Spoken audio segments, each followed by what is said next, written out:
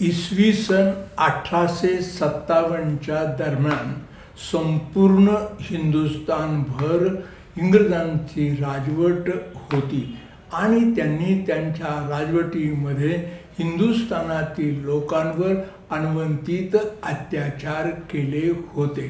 त्यामुळे इंग्रजांची ही राजवट उखडून फेकून द्यावी अशी तीव्र इच्छा आद्य क्रांतिकारक वासुदेव बळवंत फडके यांच्या मनात निर्माण झाली होती. त्या दृष्टीने त्यांनी त्यांचे समविचारी लोकांना जमवून फलटण तयार केली.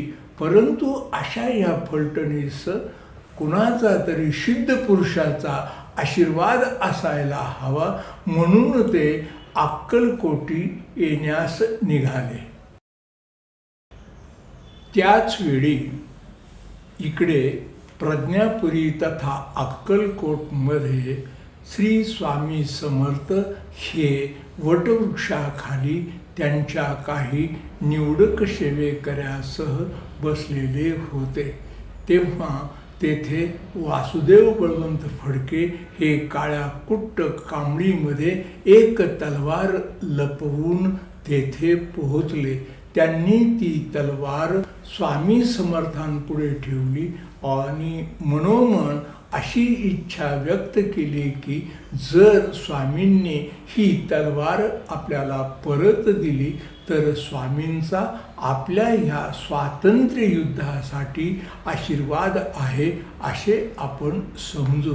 असा विचार त्यांच्या मनात येतो न येतो तोच स्वामी समर्थांनी त्यांच्या एका सेवेकऱ्याला ती तलवार तरटीच्या झाडावर नेऊन ठेवण्यास सांगितली. त्याच वेळेला त्यांनी वासुदेव बळवंत फडकेकडे बघत म्हणाले, अभी वक्त नहीं आया. परंतु स्वामींनी दिलेल्या ह्या संकेताकडे आणि उद्गारांकडे दुर्लक्ष करीत वासुदेव बळवंत फडके ती तलवार घेऊन माघारी फिरले. त्याच वेळेला त्यांनी पुढे स्वातंत्र्य लढ्यामध्ये उडी घेतली.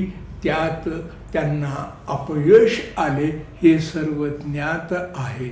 यावरून एक गोष्ट लक्षात येते की स्वामी समर्थांनी काढलेले उद्गार आणि दिलेला संकेत याकडे दुर्लक्ष केल्यामुळेच वासुदेव बळवंत फडके यांना त्या स्वातंत्र्य लढ्यामध्ये अपयश प्राप्त झाले.